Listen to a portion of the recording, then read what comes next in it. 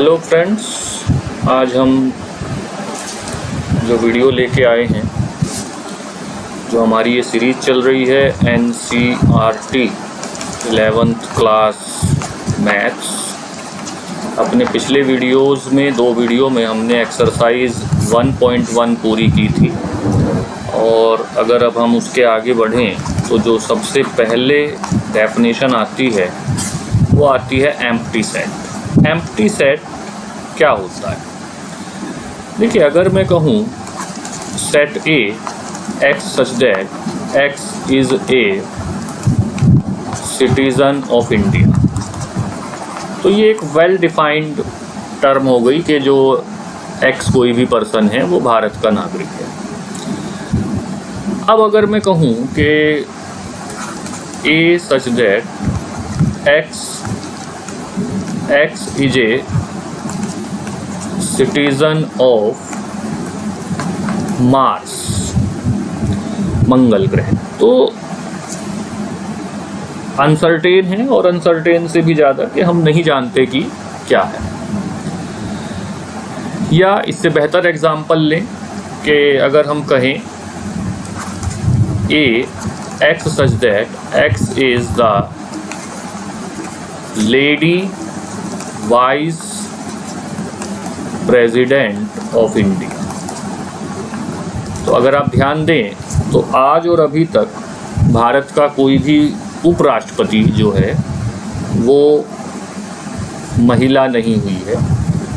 तो ये by definition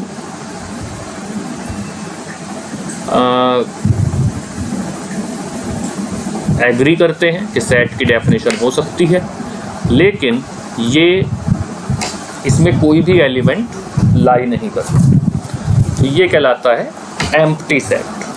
तो अगर हम एम्प्टी सेट को डिफाइन करें तो इस set which does not contain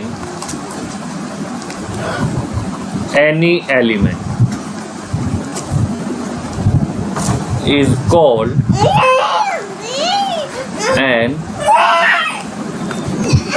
empty set।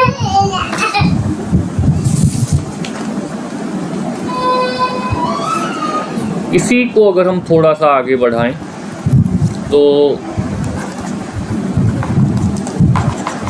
Finite set and infinite set, ये डिपेंड करेगा number of elements in set. अगर किसी सेट में फाइनाइटली मैनी एलिमेंट्स हैं, दैट इज एक सर्टेन नंबर n तक, तो वो कहलाएगा फाइनाइट सेट। और अगर किसी सेट में इनफाइनाइट एलिमेंट है तो वो कहलाएगा इनफाइनाइट सेट। जैसे कि list of prime ministers of India, तो 10, 12, 15, 16, 20, 50, but that will be a finite number. लेकिन अगर मैं कहूँ कि एक रैंडम सा एग्जांपल ले लेते हैं कि leaves of trees in India, यानी भारत के जो पेड़ हैं और उनकी जो पत्तियां हैं, तो वो इम्पॉसिबल सा है कि वो कितनी हैं और कैसे हैं, तो उसे हम कहेंगे इनफाइनाइट सेट। इसी तरह से एक और बड़ी यूनिक सी और अलग सी डेफिनेशन आती है, दैट इज इक्वल सेट्स। ये थोड़ा इम्पॉर्टेंट है। 2 sets are equal if they have same number of elements and exactly same elements. मतलब क्या हुआ इस बात का, पहले एग्जाम्पल से समझने की कोशिश करते हैं। अगर मैं कहूँ x is equal to 1 2 3 4, a is equal to और b इज इक्वल टू 4 3 2 1, तो ऑर्डर इन मटेरियल है, हमने अपने पिछले वीडियो में कहा था। तो ऑर्डर मैटर नहीं कर रहा, लेकिन ये एलिमेंट सबसे पहले तो सेम होने चाहिए। यानी अगर एक सेट में अगर number of elements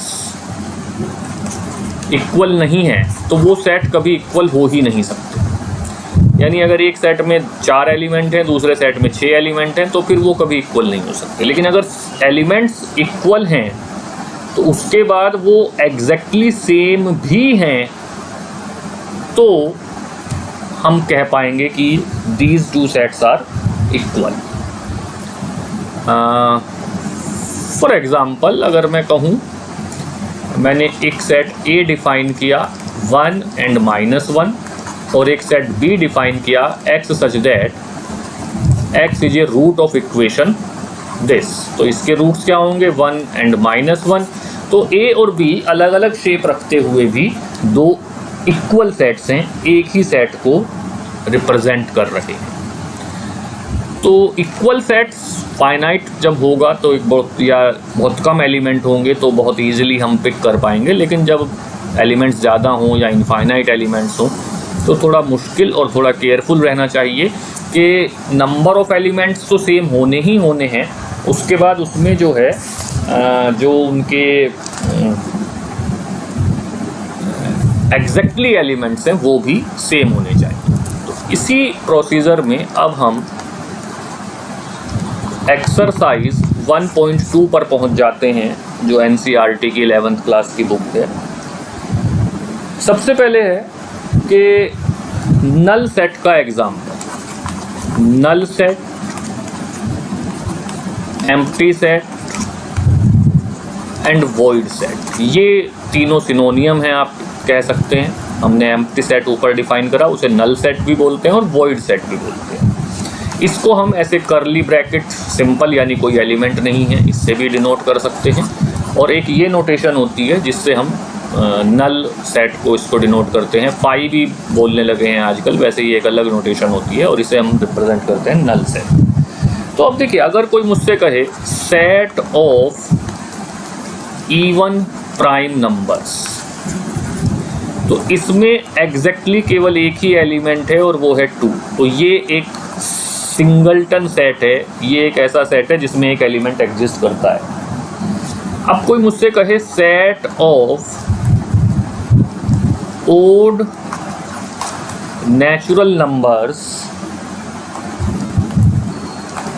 divisible by 2, ये नल सेट है क्योंकि कोई भी ऑड नंबर ऐसा नहीं हो सकता जो 2 से divisible. So this is the example of null set.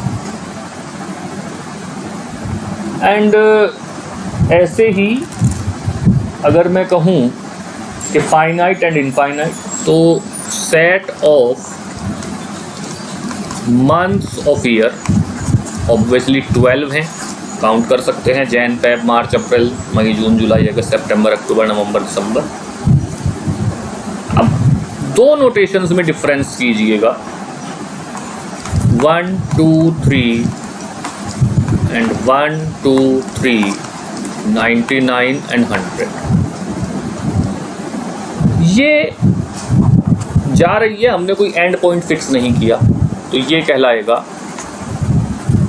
Infinite set. ये 100 पे फिक्स हो गया, 100 से आगे कोई एलिमेंट नहीं है, ये कहलाएगा फाइनाइट सेट। तो इसी तरह के छोटे छोटे एग्जाम्पल्स इस एक्सरसाइज में हैं। जैसे कि अगर मैं कहूँ कि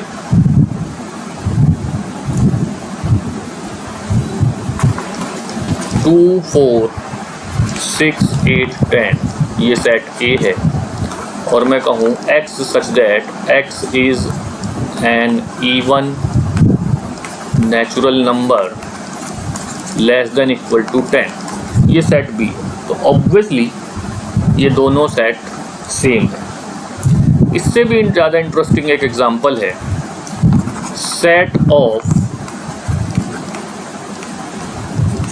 alphabets of word follow